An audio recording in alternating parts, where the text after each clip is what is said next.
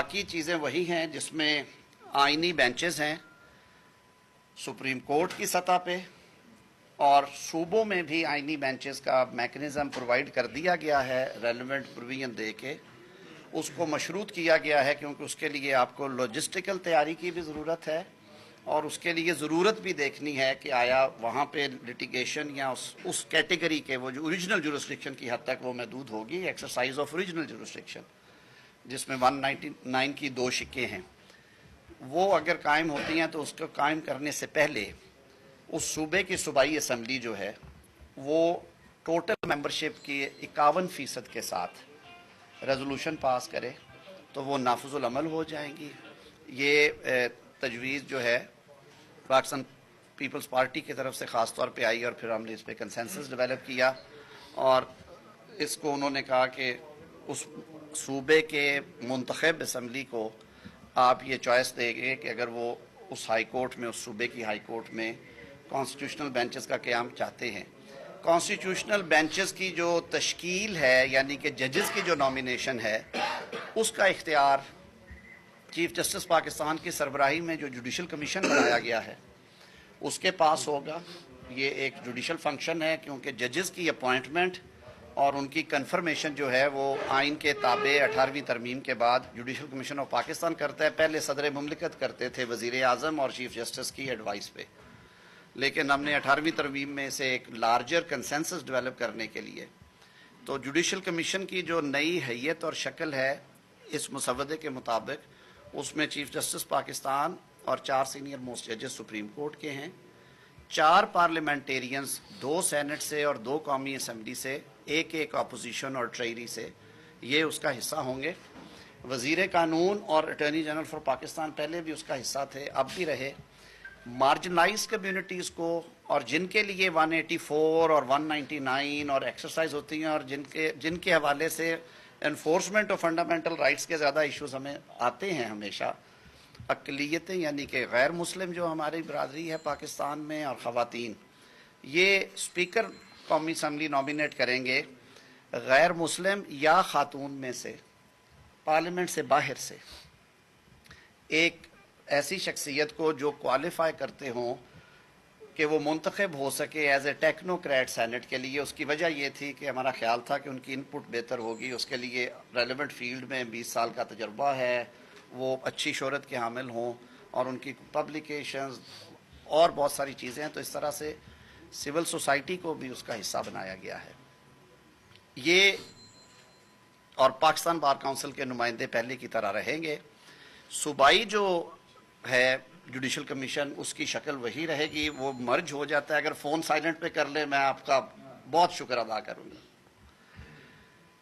وہ جو ہے وہ اس صوبے کے جب تعیناتیاں ہوں گی یا اس صوبے سے ججز کی جو پرفارمنس ایویلویشن ہے وہ ہوگی، تو اس کے لیے اس صوبے کا جو کمیشن کا حصہ ہے ہمیشہ سے وہ بیٹھتے ہیں اس صوبے کے چیف جسٹس، وہاں کے سینئر پیونی جج، وہاں کی بار کونسل کا نمائندہ، اور اس صوبائی حکومت کے جو وزیر قانون ہے وہ اس کا حصہ بدستور رہیں گے. ایک نئی چیز جو شامل کی گئی ہے وہ پرفارمنس ایویلویشن ہے کہ عوام کو یہ بہت زیادہ شکایت ہے کہ ان کے 8-8 10-10 سال مقدمے پڑے رہتے ہیں، سنوائی نہیں ہوتی اور تاریخیں ڈلتی ہیں، تاریخ پہ تاریخ. جوڈیشل کمیشن آف پاکستان کو یہ اختیار ہوگا کہ وہ رولز بنا کے ایک سٹینڈرڈ فارمیٹ دیں پورے ملک میں. میں آپ سے پھر استدعا کروں گا جو بھائی بھی ہیں، بڑی سنجیدہ گفتگو کر رہا ہوں، اگر اس فون کو یا باہر لے جائیں یا پلیز سائلنٹ پہ کر دیں. سارے دوست کر رہے ہیں، مہربانی کریں. سر میں معذرت چاہتا ہوں.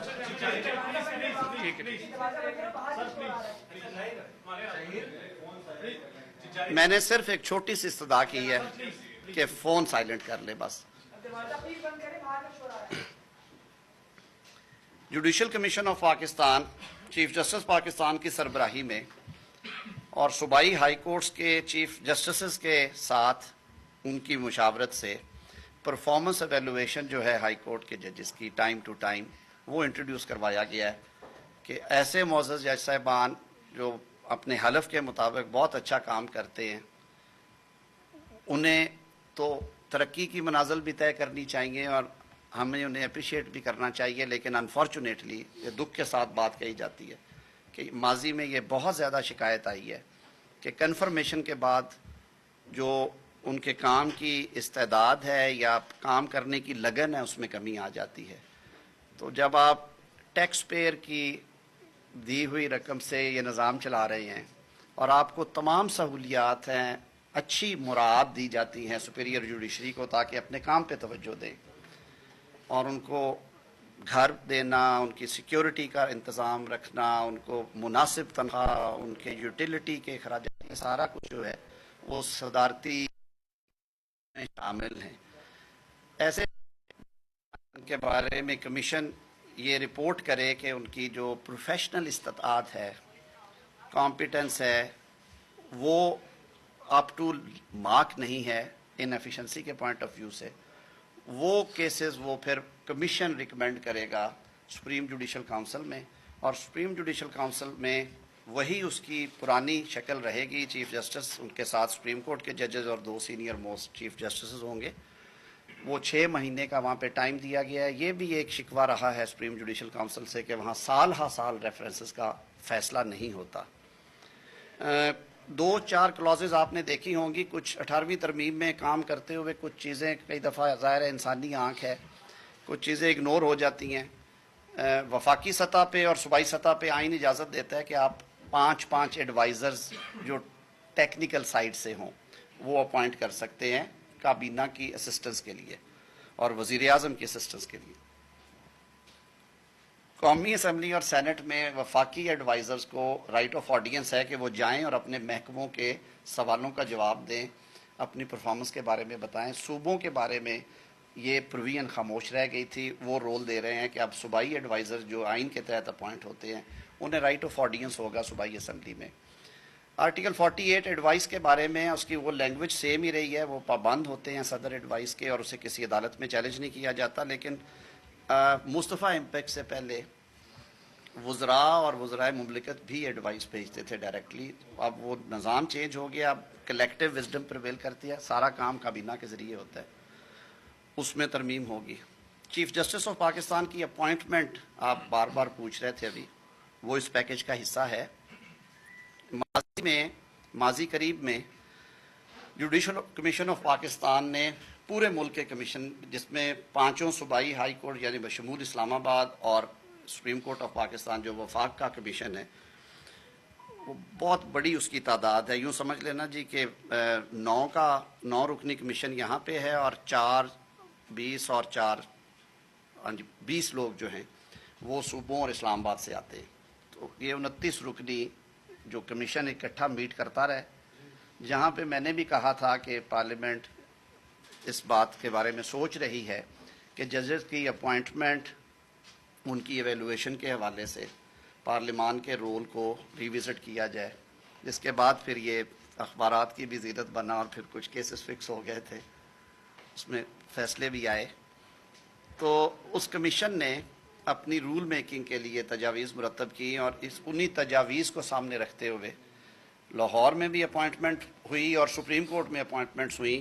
جو سینیورٹی کا پرنسپل تھا ساروں نے اسے بیٹھ کے ریوزٹ کیا اور انہوں نے کہا کہ اس کو آپ فٹنس کے ساتھ بھی ملا کے دیکھیں. اور فرسٹ 3 کے پینل میں سے سپریم کورٹ ایلیویشن ہو یا چیف جسٹس ہائی کورٹس ہو، وہ جو پہلے 3 سینئر موسٹ ججز ہوں گے ان کے ناموں پہ غور کیا جائے. اور اسی وجہ سے آپ نے دیکھا کہ جو پنجاب سے سپریم کورٹ آف پاکستان میں اپوائنٹمنٹ ہوئی جسٹس شاہد بلال حسن صاحب کی، اور جو chief justice Lahore high court کی ان کے بعد اپوائنٹمنٹ ہوئی جسٹس عالیہ نیلم صاحبہ کی، جو پہلی خاتون چیف جسٹس ہیں، وہ نمبر 3 سے لیا گیا. تو وہی جو اصول ہے سپریم کورٹ آف پاکستان کے لیے اس میں بل میں سجیسٹ کیا گیا ہے.